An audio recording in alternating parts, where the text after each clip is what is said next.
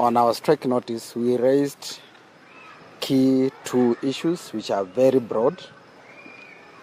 And one of the issues is about the Social Health Authority discriminating clinical officers in two ways.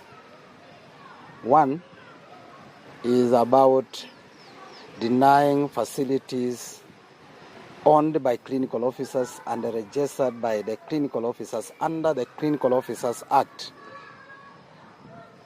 the empanelment. That's to mean denying them a right for contractual so that they can be able to see patients who are registered under the Social Health Authority.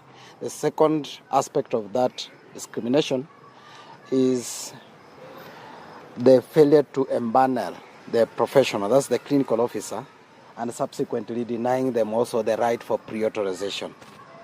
What that means is that under the Social Health Authority, it actually provides a requirement for any practitioner to see any patient.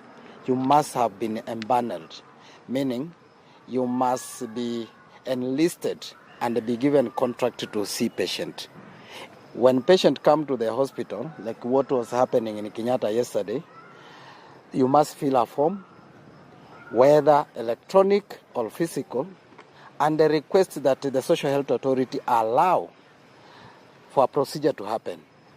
Now, the Social Health Authority has denied, again, clinical officers who are the majority clinical service provider, and including the area of specialty, they are the majority.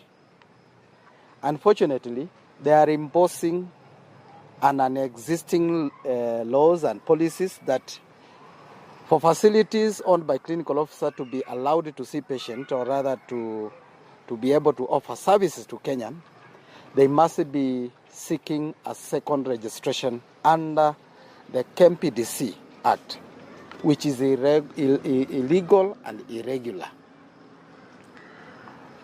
Again, for the professional also, they are dictating that for me to see a patient, despite being a specialist, I have to use a registration number for another person who is registered under the KMPDC. Again, there is no law that requires me to do that, because in any way, I'm provided under an Act of Parliament where all Act of Parliament and the regulatory bodies, all of them are the same, because they are established under similar laws.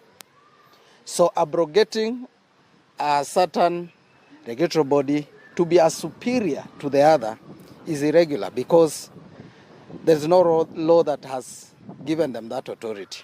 Na jambo la kusikitisha ni ya kwamba